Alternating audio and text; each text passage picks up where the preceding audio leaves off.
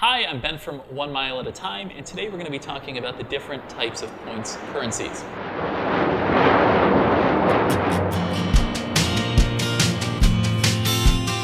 If you're new to 1 Mile at a Time, we're all about luxury travel for less. If you find this video helpful, please give it a thumbs up and subscribe. When it comes to credit card rewards, there are a few different types of points currencies you may be earning. This can typically be summed up either by flexible points, by program-specific points, or fixed value points. So I wanted to talk about the differences between those points, how to value them, and which is best for you. Let's start with fixed value points. These are probably the most straightforward. For example, the Capital One Venture Card is marketed as earning miles, but in reality, each of those points gets you 1 cent towards the cost of a travel purchase. The reason this is called a fixed value point is because you get a fixed value for every point, as the name suggests. Not too complicated, right?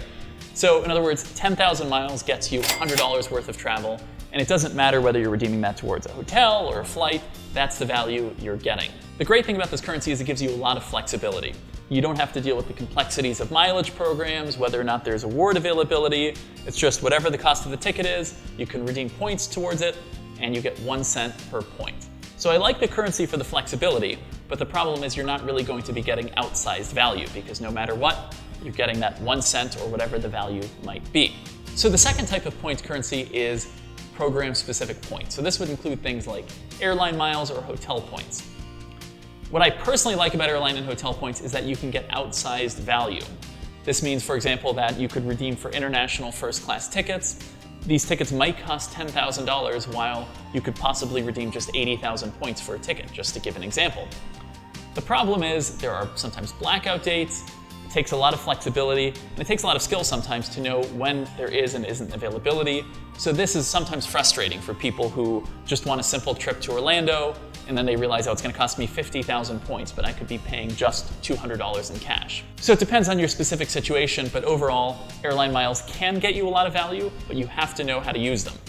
The third kind of points currency is a flexible or transferable points currency.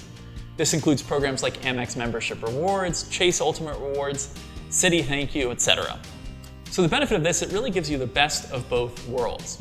These points can be redeemed typically either as cash towards the cost of a travel purchase, so the exact value there varies, but the point is that you can redeem them towards the cost of a ticket, or you can transfer them to any of their airline or hotel partners.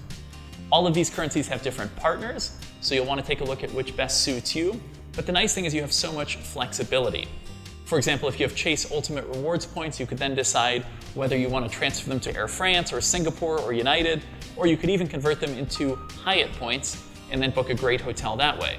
So the other thing I love about transferable points is that you're not pegged to any specific currency. Airline miles devalue all the time. Airlines will change their reward charts and increase costs over time. But you have so much flexibility with these points because if airlines decide to devalue, you can just choose not to transfer your points there.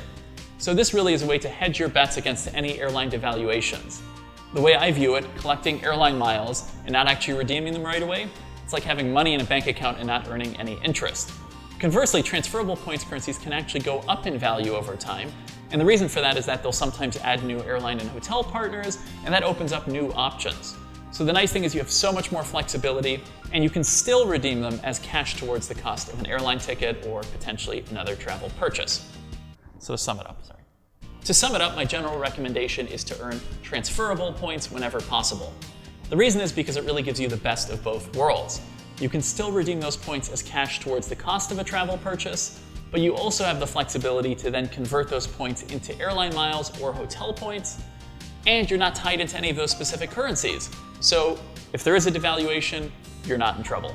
Obviously, there's still some circumstances in which you may want to directly earn airline miles or hotel points, or may prefer a fixed value card, and there are some circumstances where that can make sense. You can check out this post for more on when it does and doesn't make sense. Thank you for watching. Let me know in the comments what questions you have. If you found this video helpful, please do give it a thumbs up, and check out onemileatatime.com for more travel and credit card tips.